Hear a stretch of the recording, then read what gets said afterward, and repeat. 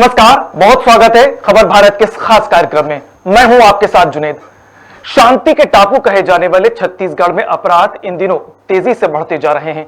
जहां राज्य शासन का फोकस नक्सली घटनाओं को रोकने पर लगा रहता है, वहीं अब काफी समय से छत्तीसगढ़ के शहरी और ग्रामीण क्षेत्रों में आपराधिक घटनाएं बढ़ती जा रही हैं। साथ ही नशे से संबंधित सामग्री की तस्करी भी इन दिनों काफी बढ़ गई है। छत्तीसगढ़ के लगभग सभी जिलों में नशे की तस्करी देखने को मिल रही है। हालांकि सरकार इसके नियंत्रण को लेकर छापेमार कार्रवाई करती आई है, लेकिन उस पर भी हमेशा सवालिया निशान उठते आ रहे हैं। राज्य में लूट और हत्या की घटनाएं भी आए दिन देखने को मिल रही हैं, जिसको लेकर पुलिस प्रशासन भी सख्त दिखाई देता है। यहां तक कि अपराधियों के जुलूस तक पुलिस निकाल रही है, फिर भी अपराधों का ग्राफ लगातार छत्तीसगढ़ में बढ़ता जा रहा है। शातिर अपराधी ही नहीं, नाबालिग बच्चे भी लूट और हत्या जैसे जघन्य अपराध करते हुए पकड़े गए हैं। राज्य शासन ने भी समय समय पर आपराधिक घटनाओं पर लगाम लगाने के लिए प्रशासनिक बदलाव के तहत अपने आईपीएस अधिकारियों के तबादले तक किए, लेकिन बात वही ढाक के तीन पात। तो कहां चूक हो रही है सरकार से? इन घटनाओं पर नियंत्रण क्यों नहीं लग पा रहा है? आइए इसी पर आज चर्चा करते हैं। और इस बीच हमारे साथ तीन जो मेहमान हैं जो जुड़ चुके हैं, मैं उनका परिचय करा देता हूं आपसे। सबसे पहले मैं परिचय कराना चाहूंगा, कांग्रेस से गोविंद रेंगे हैं, कांग्रेस के प्रवक्ता हैं। आपका बहुत बहुत स्वागत है। वो अपनी पार्टी की तरफ से बात रखेंगे। भारतीय जनता पार्टी की तरफ से माखन कश्यप हैं, वो प्रवक्ता हैं, वो अपनी पार्टी की तरफ से बात रखेंगे। और आम आदमी पार्टी से जुड़ चुके हैं सरन यादव जी, आपका भी बहुत बहुत स्वागत है। सबसे पहले हम बात करेंगे कांग्रेस से। गोविंद जी, सबसे पहले तो हमें यह बताएं, एक कहावत मशहूर है, कहते हैं कि गवाह चुस्त मुद्दई सुस्त। अगर मैं इसको यहां पर यह कहूं कि सरकार सुस्त अपराधी चुस्त, तो यह बेहतर होगा? मैं कहना चाहूंगा, छत्तीसगढ़ में बढ़ते अपराध को लेकर, नशेखोरी को लेकर आपने जिस मुद्दे पर सभी को आमंत्रित किया है, तो सभी विपक्षी दल के मित्रों को भी मेरा नमस्कार।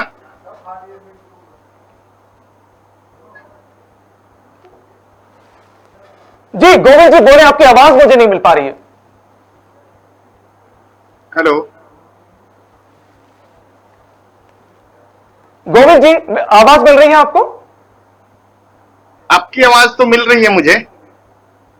जी बोले, गोविंद जी बोले, छत्तीसगढ़ में इतने अपराध क्यों बढ़ रहे हैं? सरकार सोई हुई है, सुस्त क्यों? सरकार अपना कार्य कर रही है। छत्तीसगढ़ में बढ़ते अपराध का कारण सस्ता नशा उपलब्ध होना है और युवा वर्ग का उनकी तरफ झुकाव ज्यादा है। आज युवा वर्ग हर उस सस्ते नशे को अपनाकर अपराध को बढ़ावा दे रहे हैं और अपने आसपास समाज के लोगों से भी वो खतरा बनते जा रहे हैं।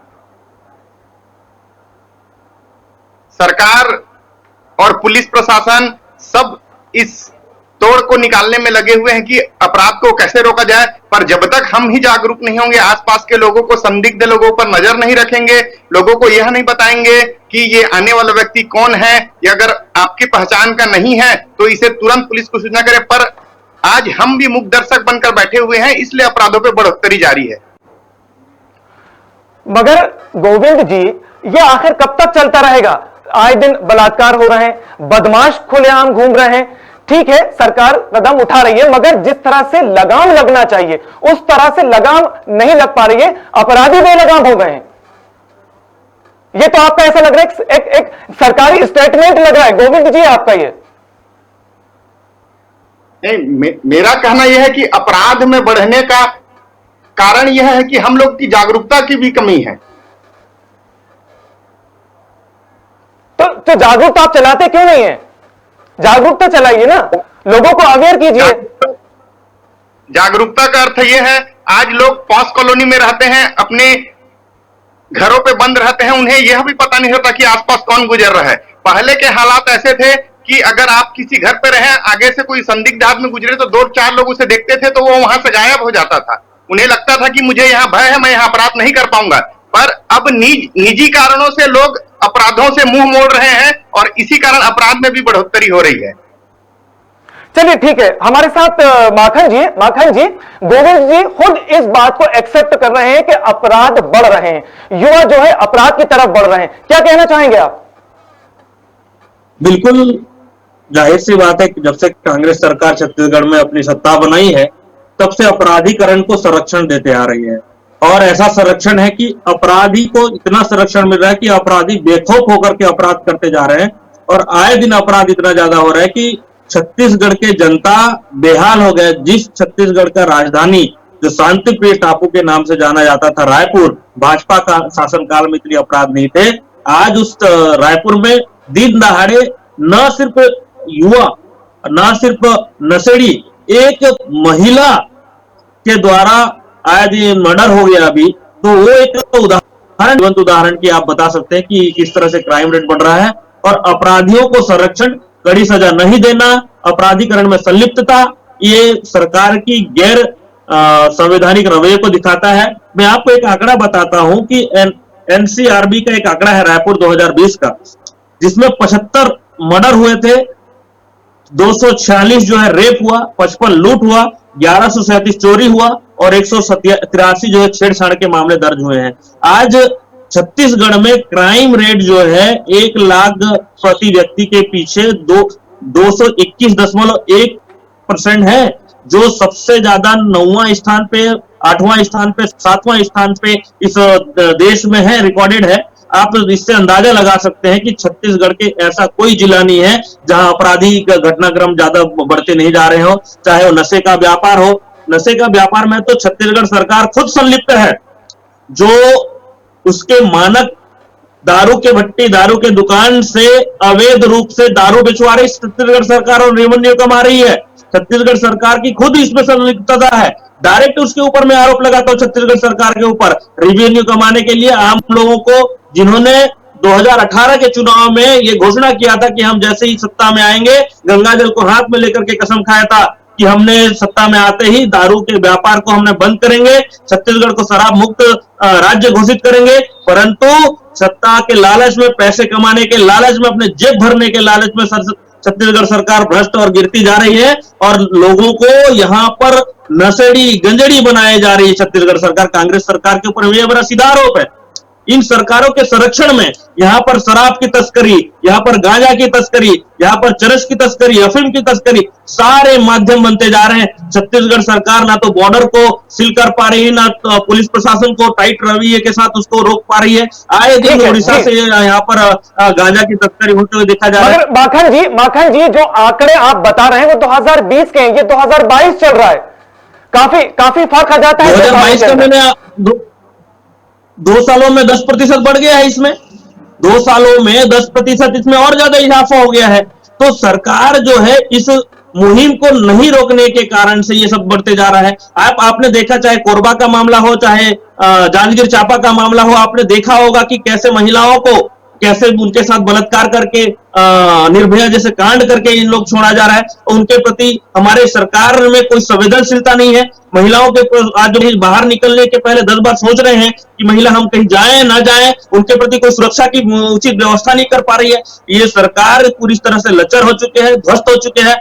मुख्यमंत्री भूपेश बघेल के गृह ग्राम क्षेत्र में, पाटन जैसे क्षेत्र में शुरुआती 2019-20 में जो एक घटना हुआ है, उसके एक ही परिवार के लोगों को, महिलाओं को पूरा काट करके छत कर दिया गया, उसमें उनको नहीं रोक पाए। वो मामला अभी तक सुलझा नहीं है, उसके में कोई जांच नहीं हो पा रहा है, कोई मामला ठीक से उसको अपराधियों को उचित कार्रवाई नहीं कर पा रहे, कोई कड़ी सजा नहीं दे पा रहे हैं। सरकार जो है कहीं ना कहीं इस विषय को जानती है और सरकार संरक्षण दे रही है। इनको पैसा मिलता है, उनके एवज में आए दिन जो गुंडे मवाली हो रहे हैं, इन लोग को कटमनी मिल रहा है। इन लोग के गुंडे मवाली, गुंडेगर्दी करने के लिए सरकार जानबूझ के सब चीज करा रही है। ठीक है, जान रहे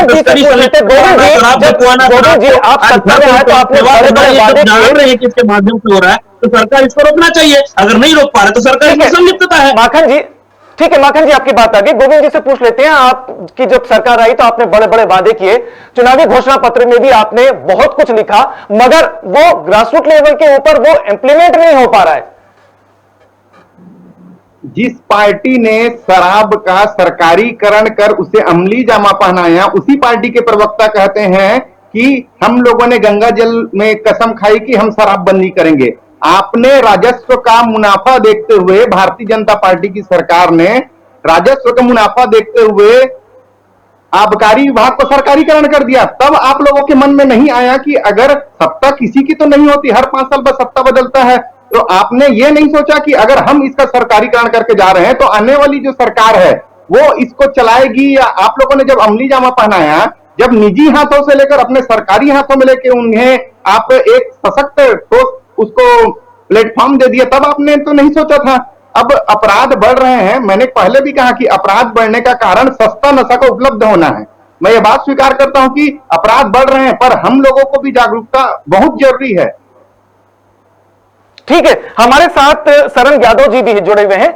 शरण जी, होता क्या है, आपको नहीं लगता कि करप्शन से अगर हम सरकार को वर्तमान मिलता है, इसमें आपकी सरकार संलिप्त है।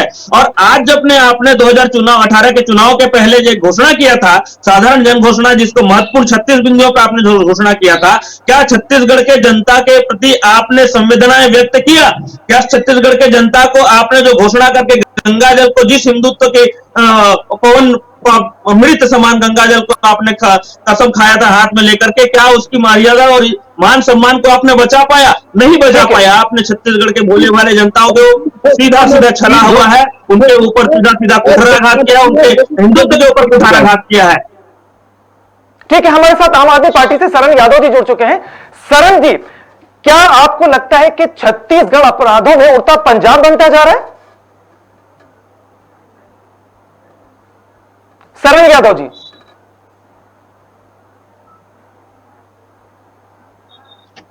शरण यादव जी, मेरी आवाज मिल रही है आपको? लगता है शरण यादव जी से हमारा जो है संपर्क नहीं हो पा रहा है। हम उनसे फिर उनके पास जाने की कोशिश करेंगे। और इस बीच गोविंद जी, आपसे एक सवाल ये कि क्या आपका पूरा जो ध्यान है छत्तीसगढ़ में सिर्फ नक्सलियों की जो आपराधिक गतिविधियां हैं सिर्फ उनके ऊपर रोकने के लिए लगा रहता है, बाकी जो अपराध पूरे राज्य में बढ़ते रहते हैं उनकी तरफ आपका कोई ध्यान नहीं? ऐसा नहीं है। कांग्रेस की सरकार है तो यहां अगर अपराध हो रहे हैं वो हर दूसरे दिन या उसी दिन। अरे तो ऐसा नहीं है तो फिर क्या है? ऐसा नहीं है तो फिर क्या है? मैं बता रहा हूं, भाजपा की ये तो रोजमर्रा की घटनाएं हो रही हैं गोविंद जी, रोजमर्रा की घटनाएं हो रही हैं। वही तो कह रहा हूं मैं, रोजमर्रा की घटनाएं हो रही, लोगों को पता चल जा रहा है हर 10 मिनट में, तो वो बोलते हैं कि कांग्रेस सरकार में घटना हो रही है। आपको सनद रहे, आपको याद भी रहेगा, भारतीय जनता पार्टी की जब सरकार थी, इतने अपराध हो रहे थे, सबसे छिपाए गए थे, तब हम ऐसा बैठ के अपराध रोके, इसके बारे में गहन चर्चा कर रहे थे, यह न कि अपराध बढ़ जाए। जी ठीक है। छत्तीसगढ़ में जब भारतीय जनता पार्टी की सरकार थी तो इस तरह से स्मगलिंग नहीं होते थे, इस तरह से अपराध नहीं होते थे, बिल्कुल अंकुश लगाया गया था। और जहां आपराधिक घटनाक्रम होती थी, घटनाक्रम की प्रवृत्तियां होती थी, उनके ऊपर ताबड़तोड़ प्रहार किया जाता था। आपके सरकार के ऊपर नक्सली, जिस नक्सली के लिए आपने संरक्षण मांग रहे हैं, आपके मुख्यमंत्री जहां जाके बोलता है कि मैं नक्सल छत्तीसगढ़ का हूं, मैं ऐसा प्रदेश का हूं जहां नक्सलाइज्म, छत्तीसगढ़ के भोले वाले जनताओं को नक्सली तब घोषित कर दिया। उस नक्सल क्षेत्र में आदिवासी लोग आपके सरकार के ऊपर आरोप लगा रहे हैं कि आदिवासियों के ऊपर छत्तीसगढ़ सरकार, कांग्रेस की सरकार पुलिस के माध्यम से झूठे फायरिंग करके, झूठे मुकाबला करके उनके ऊपर गोली चला करके दंडित कर रहे हैं, उनको मारा जा रहा है करके ऐसा आरोप ये भी लगाया जा रहा है। आप जिस छत्तीसगढ़ को नक्सली की बात करते हैं, आपको मैं बता रहा हूँ, आप गांजा की तस्करी आप उड़ीसा बॉर्डर से देखने चले जाए, महासमुंद, गरियाबंद, माखन जी, गोविंद जी, हमारे साथ शरण यादव भी जुड़े हुए। शरण यादव जी, अगर मेरी आवाज आप तक अगर पहुंच रही है तो मैं आपसे यह सवाल करना चाहता हूं कि क्या अपराध के मामले में अगर हम वर्तमान समय की बात करें तो क्या उड़ता पंजाब बनता जा रहा है छत्तीसगढ़? जी, ये उड़ता पंजाब नहीं बल्कि उड़ता छत्तीसगढ़ है सर। यहाँ जो है 15 साल बीजेपी और वर्तमान जो कांग्रेस सरकार है वो केवल नशे को बढ़ावा दे रही है। मैं फिर से कहना चाहूंगा, वही काम जो बीजेपी कर रही थी वही काम आज कांग्रेस भी कर रही है, उनका अनुकरण कर रही है। नशे के कारोबार में छत्तीसगढ़ जो है आज चरम सीमा में है, और यही नशा और जो बेरोजगारी है, इसी के कारण मैं मानता हूं कि ये हमारा छत्तीसगढ़ का जो युवा पीढ़ी है वो नशे के धुएं में उड़ता जा रहा है। ठीक है। गोविंद जी और माखन जी, सरन जी का कहना है कि आप दोनों, एक तरह से अगर मैं कहूं कि दोनों एक ही थाली के चट्टे बट्टे हैं, दोनों की सरकारें आ चुकी हैं, वर्तमान में कांग्रेस की सरकार है, दोनों में अपराधी दोनों लगाम जो है वो लो चुके हैं, दोनों की सरकारों में अपराधी कहना चाहूंगा सरन जी से मैं कहना चाहूंगा कि एक बार आप 15 साल के रिकॉर्ड निकाल लीजिए। छत्तीसगढ़ के बनने के बाद रमन सरकार में जितने विकास और कायाकल्प हुए, शायद ही किसी स्टेट में बनने नवनिर्माण स्टेट के बाद ऐसा कायाकल्प हुआ होगा, क्योंकि ये वही दौर था। अजीत जोगी ने जिस तरह से बुरी हालत करके 3 साल तक के बुरी हालत करके छोड़ा, उसके बाद रमन सिंह ने एक एक गांव में जो उद्धार का काम किया, एक एक गांव में इंफ्रास्ट्रक्चर के निर्माण का काम किया, वो आज पर्यंत चिर स्थायी रूप से था। ये तो 2018 में जो जन लोन लुभावनी जो जन घोषणाएं बनाई, जो सरकार कांग्रेस की सरकार ने, उसके परिणाम स्वरूप ये पर हुआ किसानों को जो छला है। आज जो देखने जाइए, अपराध तो बढ़ते बढ़ते चले गए हैं। यहाँ रेत माफिया, भू माफिया, लैंड माफिया, कोयला माफिया, वन माफिया, लकड़ी माफिया, बिजली माफिया, सब चीज बढ़ता जा रहा है। और आज ऐसी स्थिति आ गई है कि आज तो जिस किसानों की आप बात कर रहे हैं, जिस किसानों के बलबूते आपने सत्ता अपनाया, आज उसी किसानों को खाद नहीं मिल रही छत्तीसगढ़ में। एक एक किसान रो रहा है, और इस किसानों के खाद नहीं मिलने के कारण से काला बाजारी और ज्यादा बढ़ते जा रहा है। ग्रामीण क्षेत्रों में देखने चले जाइए, डीएपी की रेट जो है 2100, 2200, 1800, 1900, जबकि सरकार ये बोलता है कि जहां पर ग्रामीण डीएपी अगर प्राइवेट दुकान से खरीदेंगे तो उसको सरकारी रेट पे देना पड़ेगा। ये स्थिति है। और इसका कट अमाउंट, इसका कट मनी कौन लेके जा रहा है? सरकार के लोग, सरकार के एजेंट, और कांग्रेस सरकार के छोटे छोटे एजेंट लेके जा रहे हैं। इसका मैं सीधा आरोप लगाता हूं इसमें, और सरकारी तंत्र में इसको विफलता मानता हूं। अधिकारी इसमें विफल है। माखन जी, आप बात करते हैं, मेरा आपसे सवाल ये है कि आप कांग्रेस के ऊपर इतना आरोप लगा रहे हैं। सरन जी, माखन जी, मेरी बात सुनिए। आप कांग्रेस के ऊपर इतने आरोप लगा रहे हैं, मेरा आपसे सवाल ये है कि अपराधों पर लगाम के लिए, देश पे दूसरे नंबर पर आने के लिए जो अपराध खत्म किए गए थे, वो आप ही की सरकार ने दिए थे, अमित शाह ने दिए थे। छत्तीसगढ़ को देश में दूसरे नंबर पर आया था, ये आप ही की सरकार ने दिया छत्तीसगढ़ को।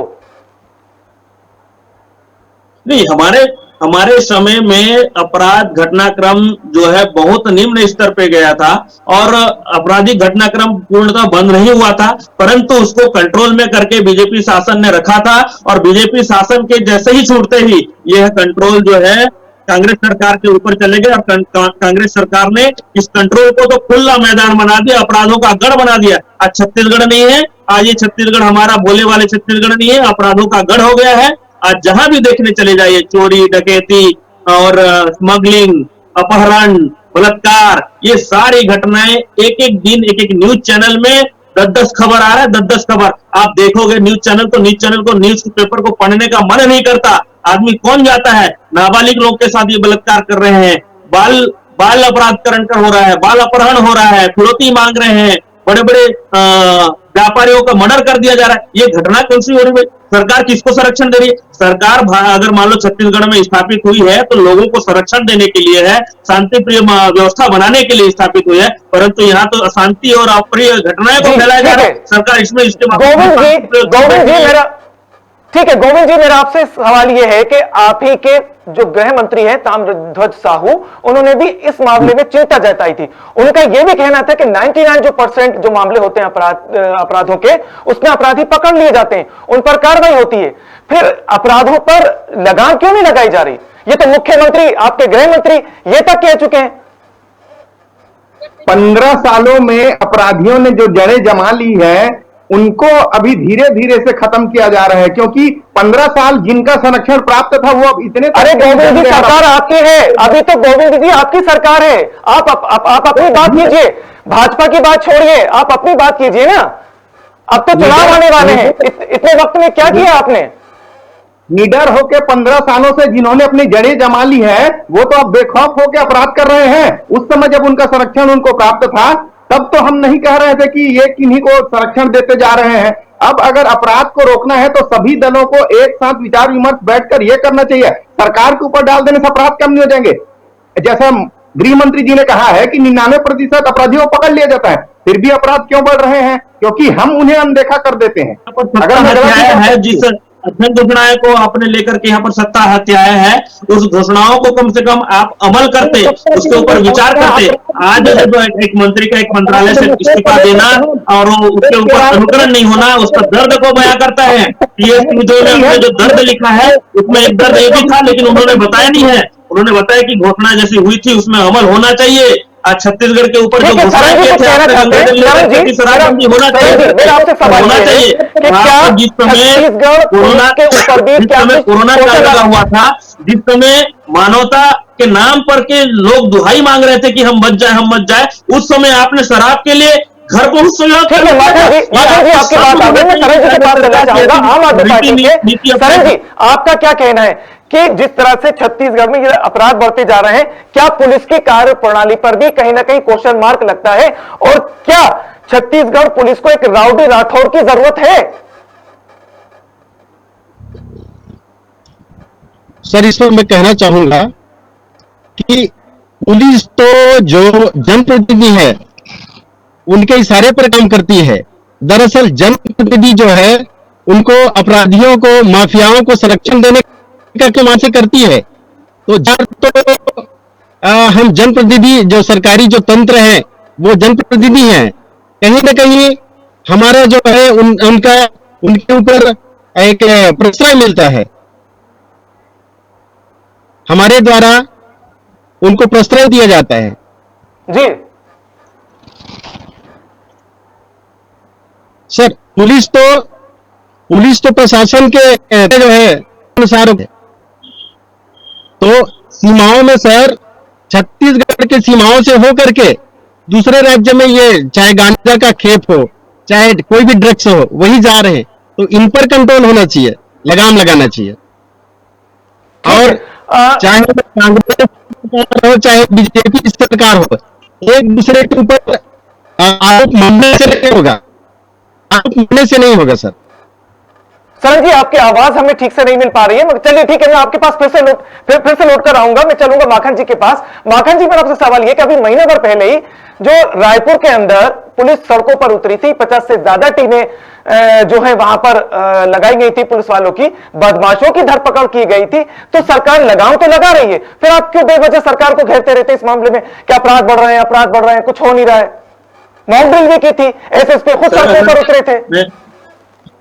नहीं, मैं मान रहा हूं कि सरकार अगर मान लो कोशिश कर रही है, तो सरकार कोशिश कर रही है तो उसको रिजल्ट चाहिए अपन को। आज हम बात करते हैं तो रिजल्ट ओरिएंटेड बात करते हैं। अगर एक लड़की, इतनी छोटी सी बुद्धि की लड़की, कम उम्र की लड़की, यही है कि किसी को ओवरटेक नहीं मिलने के कारण से अगर मर्डर कर ले, गला रेत ले और वो चाकू लेकर निकले, तो आप बताइए कि इसकी मानसिकता, लोगों की मानसिकता कैसी होगी? क्या सरकार को लोगों के मानसिकताओं को ठीक करने के लिए, आपराधिक घटना वृत्ति को कम करने के लिए जनसभाएं, अवेयरनेस के कैंप और बाकी अन्य चीजों का उपयोग नहीं करना चाहिए? करना चाहिए। उनको, लोगों को जगह जगह सरकार केंद्र खोलना चाहिए, कि सहायता केंद्र खोलना चाहिए। लोगों को उसमें थोड़ा बहुत भी संदिग्ध हो, उसमें कंप्लेंट बॉक्स रखना चाहिए कि भाई आपको इस क्षेत्र में संदिग्धता है या फिर इसमें आपको संदिग्ध मिल रहे हैं, यहाँ पर आपको डर है, तो यहाँ पर कंप्लेंट कीजिए। जो पुलिसिंग का है, पेट्रोलिंग का है, उसको बढ़ाना चाहिए।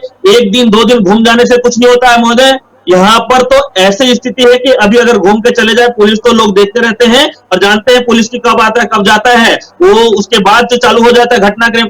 आपको सतत निगरानी, सतत मॉनिटरिंग, कुशल व्यवस्था और मेन पावर का उपयोग करना पड़ेगा। लोगों को जन जागरूकता फैलाना पड़ेगा। इसके प्रति आपने कंप्लेंट बॉक्स रखिए, इसके प्रति सभाएं कीजिए, अवेयरनेस खोलिए, सेंटर खोलिए, तब जाकर के ये घटना कम हो सकती है। गोविंद जी, आप मुझे बताइए कि उनको ट्रेनिंग दीजिए, उनको कठोर कारावास में रखिए, सजा दीजिए। और जो निगरानी शुदा बदमाश है और जो निगरानी शुदा अपराधी है, उसको अगर मान लो ज्यादा हो रहा है तो दरबदर कीजिए, जिला बदर कीजिए और उसको सुधारने की बाल सुधार गृह में रखिए।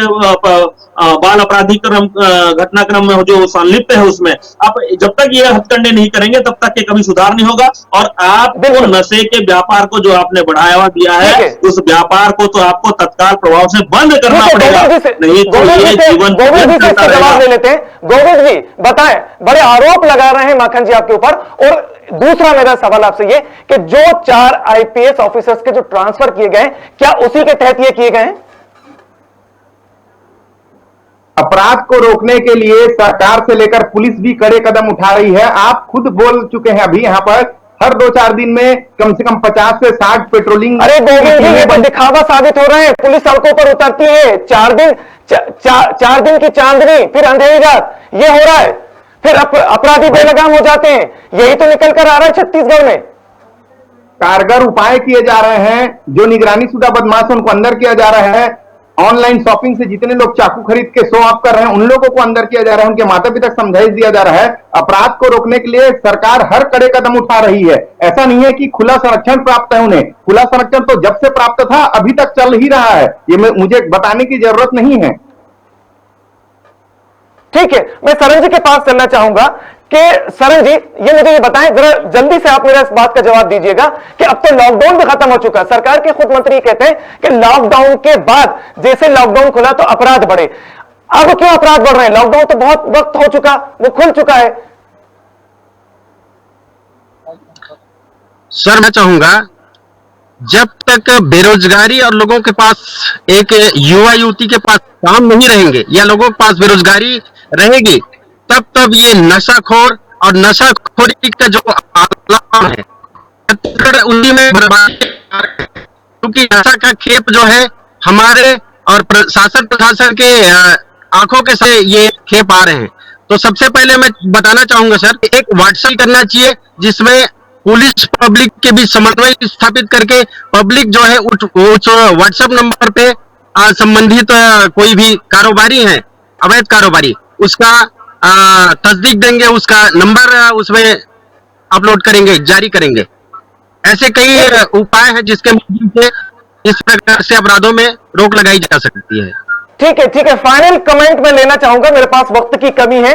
गोविंद जी, जल्दी से आप मुझे एक रिएक्शन दे दें, अपना एक जवाब दे दें कि अब अपराधों को रोकने के लिए क्या कुछ ऐसा किया जाएगा जिससे कि छत्तीसगढ़ जो है पूरे देश में एक एग्जाम्पल बनकर आएगा। मैंने बताया ना, सरकार और पुलिस के समन्वय से कम्युनिटी पुलिस भी चालू है, हर तरफ से कड़ी निगरानी रखी जा रही है, अपराधों का ग्राफ कम भी हो रहा है। आप भी देखेंगे, पर दिन दिन जो अपराध सस्ते नशे के कारण बढ़ते जा रहे हैं, उनको बंद कराना पड़ेगा। ये मैं बस, मेरा ये फाइनल रिएक्शन है। ठीक है, माखन जी बोले, उसके बाद में खत्म करूंगा मैं। बहुत बहुत बहुत शॉर्ट में माखन जी, बहुत शॉर्ट में। सरकार इस व्यवस्था को जब तक के सुदृढ़ नहीं करेगा, सरकार को तो पहले क्रम में दारू बंद कर देना चाहिए। छत्तीसगढ़ के माता बहने की आवाज है और छत्तीसगढ़ के माता बहने की आवाज आज उठ रही है और आने वाले दिनों में उग्र रूप से उठेगी। बीजेपी इसको बहुत अच्छे से उठा करके लेके आएगी और इस सरकार को इसी से उखाड़ करके फेंकेगी। तो ये जब तक के बंद नहीं करेंगे, हत्याएं और आपराधिक घटनाक्रम बंद नहीं होगा। युवा बेरोजगार को रोजगार देना होगा। भाई साहब, हमारे प्रवक्ता जो आपके लिए, उन्होंने भी एक बहुत अच्छा पॉइंट बोला कि जब तक युवाओं को रोजगार नहीं देंगे, उसके दिमाग को, खालीपन को दूर नहीं करेंगे, तब तक ये घटनाक्रम भी कुछ हद तक के बिल्कुल बिल्कुल कहना चाहूंगा, ये सरकार को इस बात को समझना पड़ेगा। झूठा लवरा सरकार को, ये आपराधिक घटनाक्रम में संलिप्त सरकार को, ये किसान विरोधी सरकार को, या महिला विरोधी सरकार को समझना पड़ेगा कि उन्होंने जो वादा किए थे, 36 जन घोषणाएं किए थे, लोगों के भावनाओं को जो आहत किया है, उउन भावनाओं को आत्मसात करे। ठीक है, सरकार ने जो वादा किए थे उनको पूरा होना चाहिए और जो पुलिस की जो कार्य प्रणाली है उसके ऊपर भी जहां जो प्रश्न चिन्ह लग रहे हैं उनके ऊपर भी इस पर ध्यान देने की जरूरत है। तभी ग्रासरूट लेवल के ऊपर हम देख पाएंगे कि अपराधों में कमी हो रही है। और आप तीनों हमारे साथ जुड़े, आपका बहुत बहुत धन्यवाद। और फिलहाल इस कार्यक्रम में मेरे साथ इतना ही, इजाजत दीजिए, नमस्कार।